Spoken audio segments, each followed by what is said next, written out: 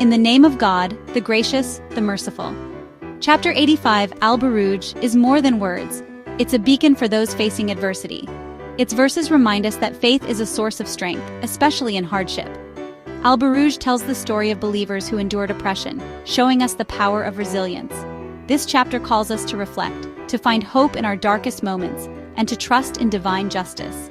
The same God who set the stars in motion watches over us, offering mercy and protection. Our goal is to uncover the deeper meaning of Chapter 85, Al-Buruj. We'll explore its themes, context, and lessons, making its wisdom relevant for today. The story of the Companions of the Pit is a timeless metaphor for faith under trial. Their courage inspires us to face our own challenges with resilience and trust in God. This chapter assures us that our struggles are seen and our patience rewarded. Let this journey deepen your understanding and strengthen your faith. Chapter 85 opens with a majestic oath. By the sky with the constellations. The stars symbolize order and divine power, reminding us of the Creator's wisdom. This oath sets the stage for a message of justice and faith that is as enduring as the stars. The constellations are witnesses to human history, silent observers of faith and oppression. Their light, reaching us across darkness, mirrors the guidance of revelation. The chapter's opening reminds us that our lives are part of a grand, divine design. God is the ultimate witness. No act of faith or injustice escapes His notice. After the cosmic oath, the chapter offers comfort to those suffering for their faith. The story of the Companions of the Pit shows that steadfastness in belief is honored by God. Their sacrifice connects us to a legacy of resilience and courage. The promise is clear. Those who believe and do righteous deeds will have gardens beneath which rivers flow. Suffering is reframed, not as defeat but as a path to ultimate victory. Every hardship endured for faith is seen and will be rewarded. This assurance gives strength to persevere, trusting in God's justice. Perseverance often requires the courage to stand alone, or to stand with a small few, against a powerful majority. The Companions of the Pit were a minority. They were vastly outnumbered by the tyrant, his soldiers, and the crowds who gathered to watch their persecution. It would have been easy for them to feel isolated and powerless. Yet they found the strength to stand united in their conviction, even when the entire world around them seemed to be against them. Their story is a powerful reminder that truth is not determined by numbers. A single person holding onto a profound truth has more strength than a crowd following a falsehood. This kind of courage is a recurring theme in the lives of those who have changed the world for the better. Think of the figures throughout history who challenged injustice, often at great personal risk. They were frequently dismissed, ridiculed, or attacked by the established powers of their time. Yet, their unwavering commitment to their principles eventually turned the tide. Their perseverance shows that the voice of conscience, though it may start as a whisper, can grow to a roar that shakes the foundations of oppression. The Companions of the Pit were such voices, and their courage continues to inspire us to speak our own truths, even when we feel we are standing alone. This courage comes from a deep and abiding trust in a higher power. When you believe that you are standing for something that is right and just in the eyes of God, you are never truly alone. The verses of Chapter 85 reinforce this by reminding us that God is the witness over everything. The Companions knew that even if the world condemned them, the Lord of the heavens and the earth was watching over them. This knowledge gave them a confidence that no human tyrant could shake. It is a profound source of strength to know that your struggle is seen and your stand is recorded by the ultimate authority. I have learned this lesson in the most personal way. There were many times in my journey when I felt completely isolated. The system was against me, and few people understood or supported my cause. It was in those moments of profound loneliness that my faith became my sole companion. I had to learn to find courage not in the approval of others, but in the certainty of my own convictions and my trust in Allah's plan. This chapter tells us that such courage will be rewarded. It encourages us to be steadfast, to hold on to our principles, and to trust that even if we stand alone, we are standing with God. The ultimate source of the believers' perseverance was their unwavering faith in the divine promise of God. They were able to endure the most extreme trial because they looked beyond their immediate suffering to the eternal reward that awaited them. The Quran makes this promise explicit. Those who believe and do righteous deeds will have gardens beneath which rivers flow. That is the great triumph. This vision of a future filled with peace, joy, and the pleasure of God is not an escape from reality. It is a powerful motivation that reframes the meaning of earthly struggle. It transforms a moment of apparent defeat into an act of ultimate victory. This divine promise gives purpose to pain. It teaches us that our hardships are not meaningless. In the grand tapestry of our existence, every challenge we face with patience and faith is a thread that contributes to a beautiful and eternal outcome. The companions of the pit were not simply enduring pain. They were actively investing in their hereafter. Their perseverance was an act of profound hope, a demonstration of their certainty that God's promise is true. This perspective can help us navigate our own trials, seeing them not as punishments, but as opportunities to draw closer to God and earn His reward. This belief in a divine promise is what allows for true resilience. It creates a mindset where the believer is not dependent on worldly outcomes for their sense of peace or success. If they are blessed with ease, they are grateful. If they are tested with hardship, they are patient, knowing that a greater reward is coming. This is the spiritual state that I have strived to reach. My own experiences have taught me that worldly comfort is fleeting, but the promise of Allah is eternal. Holding on to this promise has been my source of strength, enabling me to get back up every time I was knocked down and to keep moving forward with hope in my heart. Chapter 85 is, therefore, a chapter of profound hope. It reminds us that no matter how dark the night, the dawn is certain to come. The great triumph is not just for the companions of the pit. It is a promise extended to all who believe and persevere. It is a call for us to lift our gaze from our immediate difficulties and to fix our hearts on the eternal reality. By trusting in God's promise, we can find the strength to endure any trial, the courage to stand for what is right, and the perseverance to walk our path with dignity and unwavering faith. Chapter 85 draws a stark and sobering portrait of the nature of oppression, focusing on the mindset of those who inflict suffering upon others. The narrative of the people of the trench reveals that their cruelty was born from a deep-seated arrogance. They sat around the fire, not with remorse or conflict, but as spectators to a brutal spectacle they themselves had orchestrated. This act of watching signifies a profound detachment from humanity, a chilling indifference to the sanctity of life. Their primary motivation was not just to punish the believers, but to assert their own dominance and to make an example of anyone who dared to challenge their authority. This arrogance is a spiritual disease that blinds the heart to compassion and morality. The oppressors, like the tyrannical king in the story, often operate under the delusion that their power is absolute and unchallengeable. They believe they have the right to dictate the beliefs and actions of others, and they use fear and violence as their primary tools of control. This lust for power is what drove historical figures like Jezebel, who ruthlessly persecuted the prophets of her time to enforce her own idolatrous worship. Such figures become so consumed by their own perceived authority that they see any differing belief as a personal affront. They cannot tolerate the idea that someone would bow to a higher power than themselves, as this fundamentally undermines their fragile and inflated ego. This arrogance leads to a complete inversion of morality. In the story, the oppressors begrudged the believers for no other reason than their faith. Verse 8 states, "They begrudged them only because they believed in God the Almighty, the praiseworthy." This highlights the irrationality of their hatred. The believers were not criminals or rebels. Their only crime was their devotion to God. The oppressors, blinded by their arrogance, saw this pure act of faith as a threat. This is the tragic logic of tyranny. It seeks to extinguish any light that exposes its own darkness, punishing goodness and rewarding subservience to its own corrupt will, creating a world devoid of true justice. The Quranic narrative serves as a timeless warning against this kind of arrogance. It shows that those who build their thrones on the suffering of others are, in reality, building their own prison. Their quest for control ultimately leads to their spiritual and moral decay, isolating them from divine mercy and human empathy. The story of the oppressors is not one of strength, but of profound weakness. Their need to dominate others reveals a deep-seated insecurity and a fundamental disconnect from the true source of all power. Their actions, driven by pride, set them on a collision course with the unyielding force of divine justice, a reckoning they cannot possibly escape. While Chapter 85 provides solace to the believers, it issues an unequivocal and honestly kind of terrifying warning to those who oppress. Divine justice is both certain and severe. The chapter makes it clear that no act of tyranny goes unnoticed and no oppressor will escape accountability.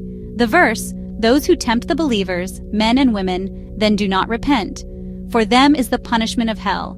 For them is the punishment of burning," is a direct and chilling statement of cause and effect. The very element the oppressors use to inflict pain, fire, becomes the symbol of their own ultimate punishment. This powerful imagery underscores a fundamental principle of divine justice. The consequence often mirrors the crime, bringing a profound and inescapable sense of cosmic balance. This promise of divine retribution is not merely for the hereafter, it is a force that shapes history. The Quran repeatedly reminds us of the fate of past tyrants, asking, "Has there come to you the story of the legions, of Pharaoh and Thamud?" These references are not just historical footnotes, they are powerful reminders that empires built on injustice are destined to crumble. Pharaoh, with all his armies and worldly power, was drowned in the sea. The people of Thamud, who arrogantly defied their prophet, were destroyed by a mighty blast. These stories serve as evidence that God's justice prevails, and that the reigns of tyrants are ultimately fleeting and doomed to end in ruin. The staggering statistics of modern-day oppression, such as the reports from Amnesty International detailing the suffering of millions, can feel overwhelming and disheartening. It is easy to look at the world and wonder if justice will ever prevail. However, this chapter assures believers that the scales are being watched by an all-powerful judge. Every act of cruelty, every tear of the oppressed, is recorded. This belief provides a crucial anchor of hope, reinforcing the idea that the struggle for justice is not in vain. It gives believers the strength to continue advocating for what is right, knowing that they are aligned with the moral arc of a universe governed by a just and merciful Creator. This certainty of divine justice serves as a powerful deterrent against transgression. It reminds every individual who holds a position of power, whether over a nation, a community, a family, or even oneself, that they are accountable for how they wield that power. The warning is universal. Do not be deceived by temporary success or the illusion of control. The onslaught of your Lord, as the chapter states, is indeed severe. This truth encourages humility, repentance, and a conscious effort to act with fairness and compassion, knowing that true and lasting success lies only in aligning oneself with the principles of divine justice and righteousness, not with the fleeting and destructive path of oppression. For those who have suffered under the weight of oppression, the promise of divine justice is a profound source of hope and resilience. It is the assurance that their pain has not been in vain, and their struggle has not gone unnoticed. When worldly systems of justice fail, faith in a higher, perfect form of justice becomes a spiritual lifeline. It allows the believer to endure unimaginable hardship without falling into the abyss of despair or the corrosive poison of hatred. This hope is not a passive wish. It is an active trust in God's ultimate plan, a conviction that righteousness will be vindicated and that every wrong will be made right. This chapter encourages believers to place their ultimate trust not in flawed human justice, but in the perfect justice of God. The world may be filled with inequity, where the powerful exploit the weak and the corrupt seem to prosper. However, chapter 85 shifts our perspective. It reminds us that the final verdict belongs to God, to whom belongs the sovereignty of the heavens and the earth. This knowledge liberates the believer from the need for immediate worldly revenge. It fosters deep patience and allows the heart to find peace amidst turmoil, trusting that the ultimate judge is both merciful and just. Holding on to this hope empowers individuals to continue striving for justice without being broken by setbacks. The fight against oppression is long and arduous, and victories can be few and far between. Knowing that ultimate justice is guaranteed by God gives activists, advocates, and ordinary people the stamina to persevere. It fuels the courage to speak truth to power, to defend the marginalized, and to work for a more equitable world. This faith transforms the struggle from desperate fight against overwhelming odds into a noble act of worship, an alignment with divine will for justice and compassion to prevail on earth. The message of divine justice in chapter 85 is a call to elevate our gaze. It asks us to see beyond immediate suffering and trust in the eternal arc of God's plan. It promises that every tear will be wiped away, every sacrifice rewarded, and every oppressor held to account. For countless others who have faced injustice, this is the foundation of our ability to heal, to forgive, and move forward with faith intact. It is the unshakable hope that allows the human spirit to endure the darkest nights, confident in the coming of a just and beautiful dawn. Throughout the powerful verses of chapter 85, a central theme emerges with profound clarity: the absolute and all-encompassing knowledge of God. The chapter begins by calling our attention to the vast constellations, reminding us of a creator whose knowledge spans the entire cosmos. This imagery serves to comfort the believer, reinforcing the idea that the same God who masterfully designed the heavens is intimately aware of the smallest details of our lives. His knowledge is not distant or abstract, it is personal and complete. He is the ultimate witness to every struggle, every silent prayer, and every secret tear shed in the darkness of night. This awareness is a source of immense solace. This divine omniscience provides a powerful assurance that our experiences are never meaningless or unseen. In a world that can often feel indifferent to our pain, knowing that God is Al-Shahid, the witness, changes everything. The oppressors in the story of the companions of the pit believed they were acting without consequence, watched only by their own followers. However, the Quran corrects this arrogant assumption by stating, "And God is witness over everything." This verse is a bedrock of faith, providing believers with the certainty that even when no human being stands up for them, the most powerful witness in existence is on their side, recording their patience and steadfastness. This profound knowledge is a source of incredible strength. It empowers believers to maintain their integrity even when no one is watching, and to endure hardship with patience even when no one offers sympathy.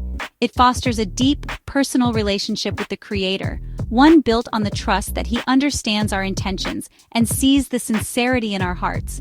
For me, during my most isolating trials, this belief was my constant companion. The feeling that Allah knew my truth, even when others believed lies, kept my spirit from breaking.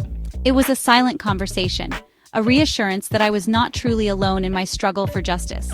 Therefore, the message of God's all-encompassing knowledge is not meant to inspire fear, but to cultivate a deep sense of peace and accountability.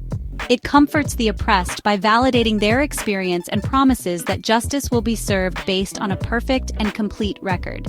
It also serves as a gentle but firm reminder to all of us to live our lives with awareness, knowing that our every action, word, and thought is known to our Creator.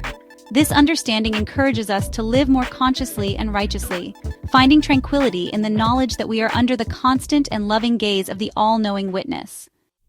Beyond just knowing our struggles, Chapter 85 carries a powerful promise of divine protection. While the story of the companions of the pit ends with their physical demise, the spiritual message is one of ultimate preservation. Their bodies may have been consumed by fire, but their souls were protected from the greater fire of disbelief and despair. God protected their faith, which is the most precious thing a believer possesses.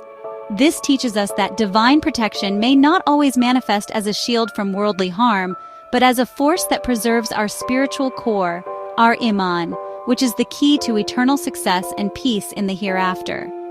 This divine protection is further alluded to in the final verses of the chapter. After recounting the stories of past tyrants and the steadfastness of believers, the Quran declares, "And God encloses them from beyond." This is a powerful and reassuring image. It suggests a form of protection that is subtle, unseen, and absolute. The oppressors may think they have the upper hand, that they have cornered the believers, but in reality, they themselves are completely encompassed by God's power and authority. This divine enclosure is a promise that no matter how dire the circumstances may seem, believers are ultimately held within God's care, and nothing can happen to them except by His will. I have felt this divine enclosure in my own life countless times. There have been moments when I should have been destroyed by the weight of my trials, when the plots of my enemies should have succeeded. Yet, somehow, a path was always made for me. A strange sense of peace would descend upon my heart in the midst of chaos. This is the protection that the chapter speaks of. It is the grace that allows you to keep standing when everything is trying to pull you down. The crescent on my palm serves as a constant physical reminder of this divine covenant, a symbol of the protection that has kept me alive to share this message today. This promise of protection gives believers the courage to face the world without fear. It is a reminder that our ultimate guardian is the Lord of the heavens and the earth. When we place our trust in Him, we are liberated from our anxieties about the future and our fear of what others can do to us. The chapter concludes by describing the Quran itself as being in a preserved tablet, a final testament to the theme of divine preservation. Just as God protects his final revelation, he protects the hearts of those who carry its message. This is the ultimate assurance, a promise that empowers us to live with faith, courage, and unwavering trust in his divine plan. To fully appreciate the profound depth and emotional weight of chapter 85, it is essential to understand the historical crucible in which it was revealed. The early days of Islam in Mecca were a time of intense and brutal persecution for the Prophet Muhammad, peace be upon him, and his small community of followers. These first Muslims were not a powerful army or a political movement. They were a vulnerable minority who had dared to challenge the deeply entrenched polytheistic beliefs and social order of the powerful Quraysh tribe. Their message of monotheism, social justice, and accountability to a single God was seen as a direct threat to the economic and political power structure of the city. In this hostile environment, converting to Islam was an act of immense courage that often came at a terrible price. New believers were subjected to public ridicule, economic boycotts, and relentless psychological pressure. The weaker and more vulnerable members of the community, such as slaves and those without tribal protection, faced horrific physical torture. They were beaten, starved, and exposed to the searing desert sun, all in an attempt to force them to renounce their newfound faith. The story of the Companions of the Pit, therefore, was not a distant, abstract tale for them. It was a chillingly relevant narrative that mirrored their own lived reality and the very real dangers they faced daily for their beliefs. The revelation of Surah al-Buruj in this specific context served as a powerful source of spiritual reinforcement. It provided the persecuted Muslims with a divine perspective on their suffering, connecting their own struggles to a timeless and universal pattern of trial and steadfastness. By reminding them of the believers who came before them and faced even greater tests, the chapter assured them that they were not alone in their ordeal. It validated their sacrifice and lifted their spirits, framing their perseverance not as a sign of weakness, but as the highest form of devotion and a pathway to the ultimate triumph promised by God. This historical setting amplifies the chapter's message of hope and divine justice. For a community facing overwhelming odds, the stern warning to the oppressors and the promise of divine retribution was a source of profound comfort. It assured them that the arrogance and cruelty of the Quraysh leaders were not going unnoticed by the Lord of the universe. The chapter served as a divine promise that justice would eventually prevail, even if it seemed distant. It fortified their resolve, giving them the spiritual stamina needed to endure the persecution and to continue spreading the message of Islam with patience, dignity, and unwavering faith in God's ultimate plan. The powerful narrative of the Companions of the Pit is not confined to a single moment in history. Its echoes of resilience reverberate across centuries and cultures, speaking to the universal human struggle against tyranny and injustice. The courage of those believers who chose faith over life has become a timeless archetype for all who stand for their convictions in the face of persecution. Throughout history, we see this same spirit manifested in countless individuals and communities, from the early Christian martyrs who faced the lions in the Roman Colosseum to the resistance fighters who opposed totalitarian regimes. The story of standing firm against overwhelming power is a recurring and deeply inspiring theme in the human saga. These historical parallels demonstrate that the trial described in chapter 85 is a fundamental test of the human spirit. It is the clash between the power of the state and the power of conscience, between the demand for absolute conformity and the unyielding integrity of the soul.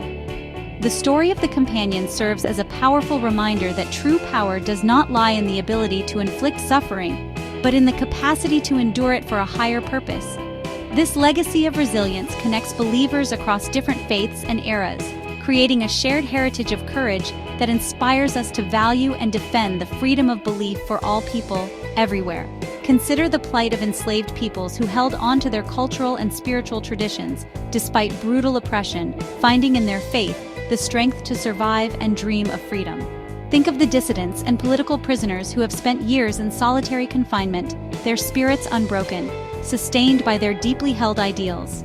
These are the modern-day inheritors of the legacy of the Companions of the Pit. Their stories show us that the human desire for dignity and spiritual truth cannot be extinguished by fire, chains, or prison walls. Faith, in its broadest sense, becomes a sanctuary for the oppressed, a source of identity and hope that tyranny can never conquer. By studying these historical and contemporary examples, our understanding of Chapter 85 is immensely enriched. We move from seeing it as a singular event to recognizing it as a universal lesson about the enduring power of faith. It teaches us to look for and celebrate the courage of those around us who are facing their own forms of oppression. It encourages us to draw strength from this vast, interconnected history of resilience, reminding us that when we stand for what is right, we are not standing alone. We are standing on the shoulders of countless brave souls who have walked the path before us, their light guiding our way. The profound lessons of Chapter 85 are not merely for historical reflection. They are a living guide for navigating the challenges of our own lives and times. In a world still rife with injustice, intolerance, and the abuse of power, the call to steadfastness and faith is as relevant as ever. Living the lesson of this chapter means cultivating an inner resilience that is anchored in our belief in God, allowing us to face our personal and collective trials with courage and grace. It means understanding that our struggles, whether they are large or small, are seen by our Creator and can be a means of our spiritual growth and purification if we endure them with patience. This chapter calls us to be witnesses for justice in our own spheres of influence. The people of the trench were condemned not only for lighting the fire, but also for sitting and watching. This is a powerful warning against the sin of indifference. In our modern, interconnected world, we are constantly confronted with images and stories of suffering and oppression. Living the lesson of Al-Buruj means refusing to be a passive bystander. It compels us to speak out against injustice, to support the marginalized, to advocate for the oppressed, and to use whatever resources we have to alleviate suffering, embodying the compassion that is central to our faith. Furthermore, the chapter teaches us about the importance of community and solidarity. The companions of the pit faced their trial together, drawing strength from one another. In our own lives, we must actively build and nurture communities of faith and conscience. These are the spaces where we can find support when we feel weak, encouragement when we face adversity, and a collective voice to stand for what is right. In an age of increasing isolation, the lesson is to come together, to strengthen our bonds, and to create supportive networks that can help us remain steadfast on the path of righteousness, just as the early Muslims did in Mecca. Ultimately, living the lesson of Chapter 85 is about internalizing its message of hope. It is about trusting in God's plan, His justice, and His promise of an ultimate triumph for those who believe and do good. This hope is not a passive sentiment. It is an active force that should fuel our efforts to make the world a better place. It is the conviction that even in the face of darkness, the light of faith can never be extinguished. It is the strength I have drawn upon to survive my own pit of fire, and it is the message I am compelled to share. Hold fast to your faith, stand for justice, and know that the Lord of the constellations is watching over you, always. In conclusion, the timeless narrative of Quran Chapter 85, Al-Buruj, serves as a profound and enduring testament to the unconquerable power of faith. The story of the companions of the pit transcends its historical context, becoming a universal symbol of spiritual resilience against the forces of tyranny and despair.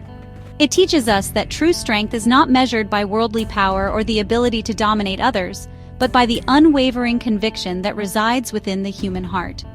This chapter reminds us that even in the face of the most terrifying trials, faith can serve as an unbreakable shield, protecting the soul and preserving one's integrity when all else is lost. The legacy of these believers is not one of victimhood, but of ultimate victory and profound courage. The journey through this chapter reinforces the dual message that is central to the Quranic worldview, a message of profound solace for the oppressed and a stern, inescapable warning for the oppressor. For those who suffer for their beliefs, Al-Buruj offers the comforting assurance that their patience is seen, their struggles are valued, and their reward is guaranteed by a just and merciful God. For those who wield power with cruelty and arrogance, it presents the stark reality of divine accountability, reminding them that no act of injustice will go unpunished.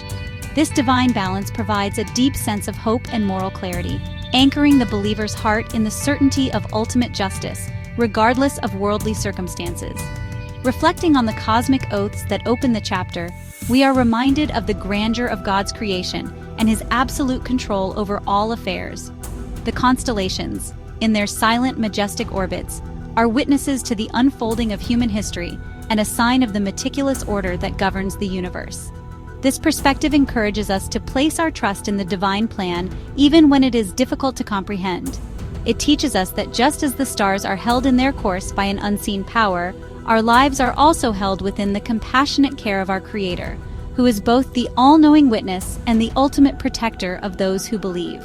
The lessons gleaned from this powerful chapter are not meant to remain as abstract concepts. They are a call to action. They compel us to cultivate a faith that is resilient, a conscience that is active against injustice, and a heart that is filled with hope. The story of the Companions of the Pit is a legacy that we are all invited to inherit, a legacy of standing for truth, supporting one another in times of hardship, and holding fast to the rope of God. Their sacrifice illuminates the path for all who follow, showing us that the flame of faith, once truly lit within the soul, can never be extinguished by the fires of adversity. As we conclude our reflection on this remarkable chapter, let it serve as a personal and collective call to courage. The world we inhabit continues to present its own forms of fiery pits, challenges that test our principles, our patience, and our convictions. The message of Al-Buruj empowers us to face these trials not with fear, but with the quiet confidence that comes from a deep and abiding faith. It encourages us to find the bravery to speak our truth, to defend the vulnerable, and to live with integrity, even when it is the more difficult path. This courage is not born of arrogance, but of a profound humility and trust in God's wisdom and support. This chapter is also, and perhaps most importantly, a resounding call to hope. In a world that can often seem dark and dominated by injustice, Al-Buruj is a beacon of divine light, promising that dawn will follow the darkest night. It asks us to lift our gaze beyond our immediate struggles and to fix our hearts on the eternal promise of God's mercy and justice. This hope is not a passive wish, but an active, life-sustaining force. It is the fuel for perseverance, the antidote to despair, and the foundation upon which we can build a life of purpose and meaning, no matter the obstacles we encounter along the way. The story of the Companions of the Pit and my own journey of trial and rebirth are testaments to this divine principle. What is intended to destroy us can, through faith, become the very means of our strengthening. Hardship can carve out a greater capacity for compassion within us, and loss can clear the way for a deeper reliance on the only one who never fails. May we all draw strength from this chapter to transform our own pits of despair into platforms of spiritual ascent, finding in our vulnerability a profound connection to the divine strength that is always available to us when we sincerely ask for it. Let the final words of the chapter resonate within our souls. In fact, it is a glorious Quran, in a preserved tablet. This is the ultimate assurance. The source of our guidance, our hope, and our courage is itself divinely protected and eternally true. Let us hold on to its teachings, live by its principles, and share its light with the world. May the lessons of the constellations and the courage of the believers inspire us to live with unwavering faith, to strive for justice with unyielding resolve, and to walk through life with the serene and powerful hope that comes from knowing we are under the watchful care of the Lord of the heavens and the earth.